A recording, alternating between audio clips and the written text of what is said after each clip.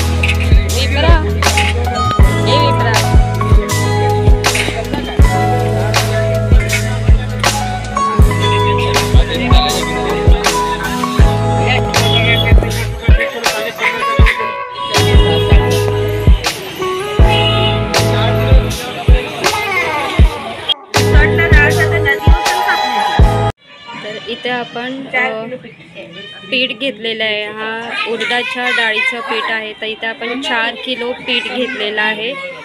4 kilo पिठाचे आपण पापड लाटणार आहोत. उडदाच्या पिठाचे पापड लाटणार आहोत. तर त्यासाठी 4 किलो पीठ घेतलेलं आहे. तर त्यामध्ये आपण जे मसाले ॲड करणार आहोत, तर इथे 200 ग्रॅम पापड खार आहे, 80 ग्रॅम इथे मीठ घेतलेलं आहे, 40 ग्रॅम ही मिरी पावडर आहे, सफेद मिरी पावडर आहे, आणि इथे 40 ग्रॅम आपण हिंग घेतलेला आहे. तर हे जे मसाले आहेत म्हणजे मीठ, काळी मिरी, हिंग आणि हे पापड खार आपण या पिठामध्ये ॲड करून पूर्ण मिक्स करून घ्यायचं आहे. आणि नंतर मग परातीमध्ये थोडं पाणी म्हणजे पीठ घ्यायचं आहे, त्याच्यामध्ये थोडं पाणी ॲड करून आपल्याला म्हणजे एकदम असं घट्ट असं गोळा मळून घ्यायचा आहे. तर आपण आता हे मसाला ॲड करून घेऊया.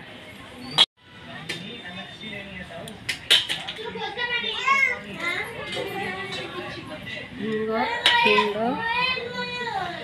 पापड खार आणि हे काळी मिरी,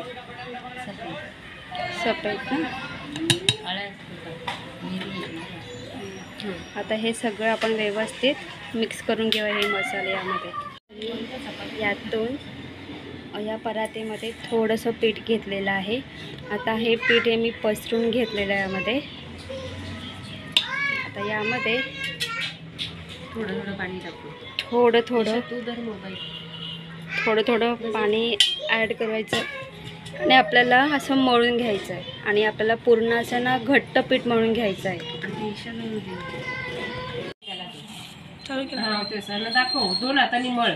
तर तुम्ही बघू शकता इथे अशा पद्धतीने घट्ट असा हा गोळा मळून घेतलेला आहे. आता यामध्ये आपल्याला पाणी अजिबात ॲड करायचं नाही आहे. हा जो पीठ आहे सगळं यामध्ये आपल्याला ॲड करायचं आहे. पाणी अजिबात मिक्स नाही करायचं आहे. अशा पद्धतीने पूर्णपणे आपल्याला हे गोळा मळून घ्यायचा, असं पूर्ण घट्ट असं पीठ मळून घ्यायचं आहे.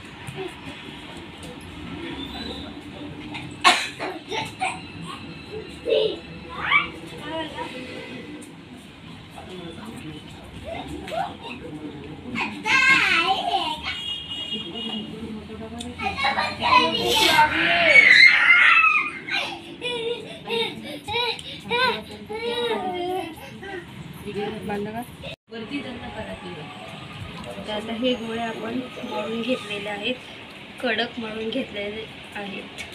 आता मी इथे हा तेल घेतलेला आहे.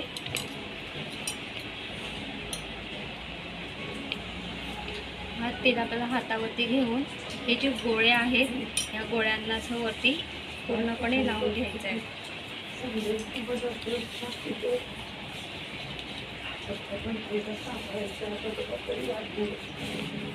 आणि अशा पद्धतीने तेल लावून घेतलेलं आहे.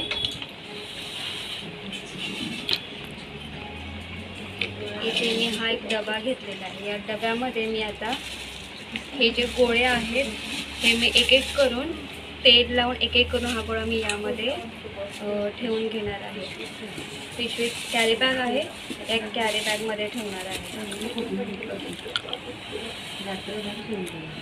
आणि तेल लावून झाल्यानंतर डब्यामध्ये हे पीठ असंच ठेवणार आहे. आणि मग सकाळी उठल्यानंतर हे जे पीठ आहे हे आपल्याला कुटून घ्यायचं आहे. आणि रात्रभर हे जे पीठ आहे ना, हे पीठ छान मस्त मऊ होईल. आणि त्यामध्ये आपण जे मसाले ॲड केले म्हणजे पापड खार, तर त्या पिठामध्ये मुरेल.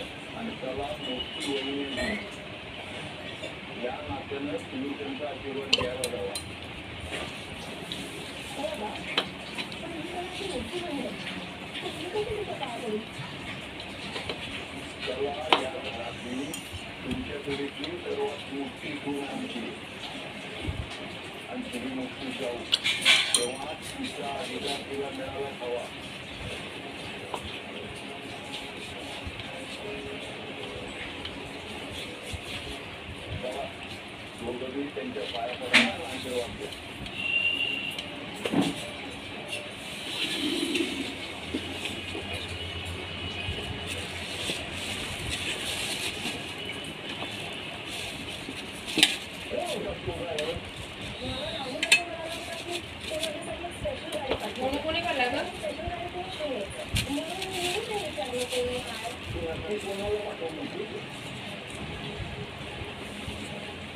अशा पद्धतीने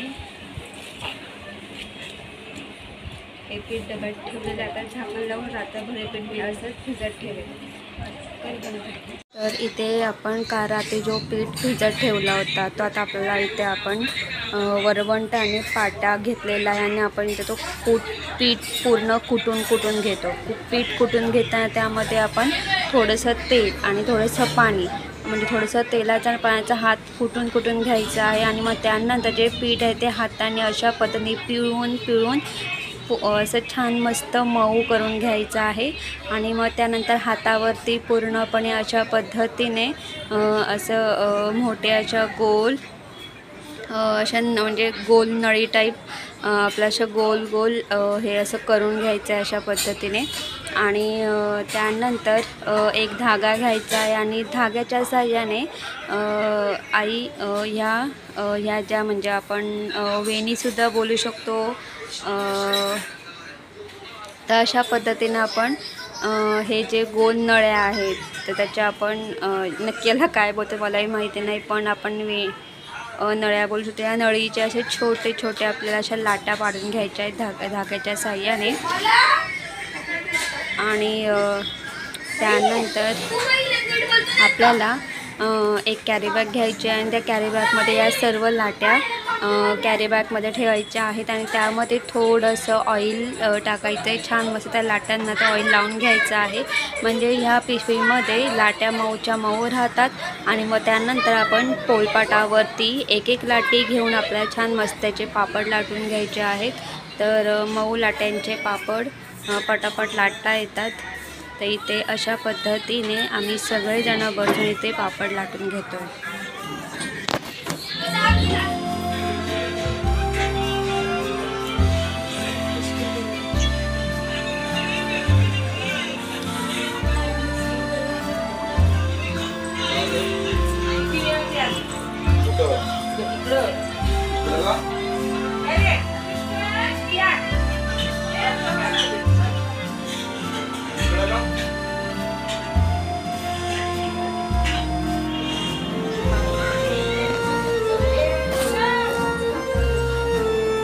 सादर सरायचा विषय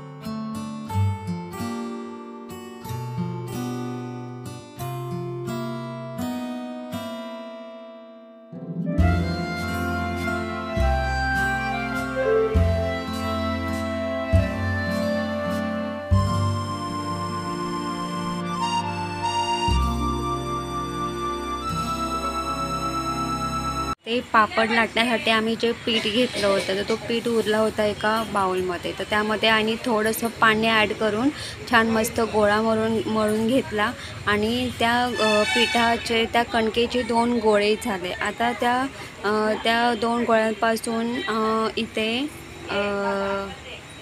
मिरगुटला बोलतात, तर इथे आम्ही मिरगुटला करणार आहोत. तर इथे छान मस्त पोळीसारखी पोळी लाटून घ्यायची आहे आणि चाकू किंवा याला कातणी बोलतात, या कातणीच्या साहाय्याने आपल्याला अशा उभ्या आणि आडव्या रेषा मारून घ्यायच्या आहेत.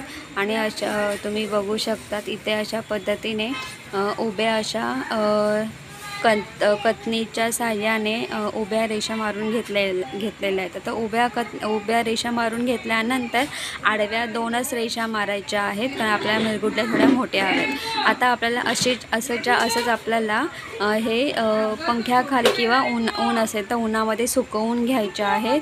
आणि तुम्ही बघू शकतात की अशा पद्धतीने आपल्या या मिरगुटल्या झालेल्या आहेत. तर जेव्हा या मिरगुटल्या ज्या सुकतात ना तेव्हा म्हणजे ही जी पोळी आहे ना मोठीच्या मोठी सुकल्यानंतर अशा पद्धतीने आपल्याला त्याच्या